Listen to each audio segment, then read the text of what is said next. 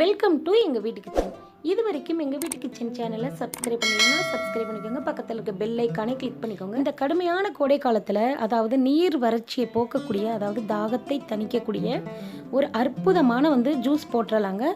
இது பார்த்திங்கன்னா இந்த சம்மர் சீசனில் தான் நமக்கு ரொம்ப நல்ல இலகுவாக கிடைக்குங்க. அந்த நேரத்தில் நம்ம நல்லா பயன்படுத்திக்கலாங்க. இது போல் நான் வெள்ளரி பழம் எடுத்துருக்கிறேன். நல்லா முழு பழமாக எடுத்துருக்குங்க. அதுலேருந்து நமக்கு ஒரு பாதி பகுதி தாங்க நமக்கு தேவைப்படும். நீங்கள் கெஸ்ட்டு நிறைய வந்திருந்தாங்கன்னா அவங்களுக்கு முழு பழம் கூட நம்ம போட்டுக்கலாம். இப்போ நம்ம அதுலேருந்து ஒரு பாதி அளவு நம்ம கட் பண்ணி எடுத்துக்கலாங்க. கட் பண்ணி எடுத்துகிட்டு முழு பழத்தை ஃபஸ்ட்டு கழுவிட்டு அதுக்கப்புறம் நம்ம இது போல் நல்ல பொடி பொடியாக கட் பண்ணி வச்சுக்கலாங்க. இந்த வெள்ளரி பழமும் மாம்பழமும் சேர்ந்து நம்ம ஜூஸ் போட்டோம்னு சொன்னாக்கா ரொம்ப அற்புதமாக நல்ல ஃப்ரூட்டி மாதிரி இருக்குங்க டேஸ்ட்டு. வெள்ளரி பழத்தில் மட்டும் ஜூஸ் போடுற மாதிரி இருக்காது, ரெண்டும் சேர்ந்து போட்டிங்கன்னா டேஸ்ட்டு ரொம்ப நல்லா இருக்குங்க. இதுக்கு பார்த்திங்கன்னா சர்க்கரை ஜீனி எடுத்துக்கலாம். நாட்டு சர்க்கரை கூட எடுத்து நம்ம ஜூஸ் போட்டோம்னு சொன்னாக்கா நல்லா ஹெல்த்தியாகவும் இருக்குங்க, நல்ல டேஸ்ட்டாகவும் இருக்கும்.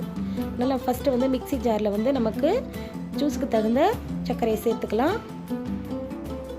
சேர்த்துட்டு நம்ம மாம்பழத்தையும் வெள்ளரி பழத்தையும் கட் பண்ணி வச்சுருக்கோம் இல்லையா, அது கூட ஐஸ் க்யூப்பும் சேர்த்து போட்டு அடிச்சிங்கன்னா நல்லா ஜூஸ் நல்ல டேஸ்ட்டாகவும் இருக்கும், நல்ல நுரப்பங்கவும் வருங்க. இதில் பால் கூட ஊற்றி செய்வாங்க. நம்ம இப்படியே நம்ம ஜூஸ் போட்டோம்னு சொன்னாக்க இதுவும் நல்லா இருக்குங்க டேஸ்ட்டு. மிக்ஸி ஜாரில் சேர்த்து நல்லா இங்கே பாருங்கள், நல்லா வலுன்னு இருக்கணுங்க ஜூஸு. இது போல் நீங்களும் வீட்டில் வெள்ளரி பழம் எப்போல்லாம் வெள்ளரி பழம் கிடைக்கிதோ மாம்பழமும் வெள்ளரி பழமும் சேர்ந்து ஜூஸ் போட்டிங்கன்னா ரொம்ப அற்புதமாக இருக்குங்க டேஸ்ட்டு. நீங்களும் இது போல் நீங்கள் வீட்டில் செஞ்சு சாப்பிட்டு பார்த்து எப்படி வந்துச்சுன்னு சொல்லுங்கள். வீடியோ பிடிச்சிருந்தா லைக் பண்ணி ஷேர் பண்ணுங்கள்.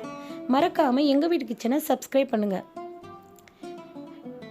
வெள்ளரி பழம் மாம்பழ ஜூஸ் எப்படி வந்துச்சுன்னு கண்டிப்பாக கமெண்டில் சொல்லுங்கள். நல்லா ஐஸ் கட்டி நல்லா ஃபஸ்ட்டு என்ன செய்யணும்னா ஐஸ் கட்டியை நல்லா கிளாஸில் தண்ணி ஊற்றி நிறையா போட்டு ஃப்ரீசரில் வச்சுக்கோங்க, நல்ல ஹெல்ப்பாக இருக்கும். சம்மர் சீசனில் கிடைக்கிற எந்த பொருளையும் நம்ம மிஸ் பண்ணிடாமல் பயன்படுத்திக்கணுங்க. இந்த வீடியோ பிடிச்சிருந்தா லைக் பண்ணுங்கள், ஷேர் பண்ணுங்கள். மறக்காமல் எங்கள் வீட்டு கிச்சனை சப்ஸ்கிரைப் பண்ணுங்கள். தேங்க்யூ. தேங்க்ஸ் ஃபார் வாட்சிங். எல்லா புகழும் இறைவனுக்கே.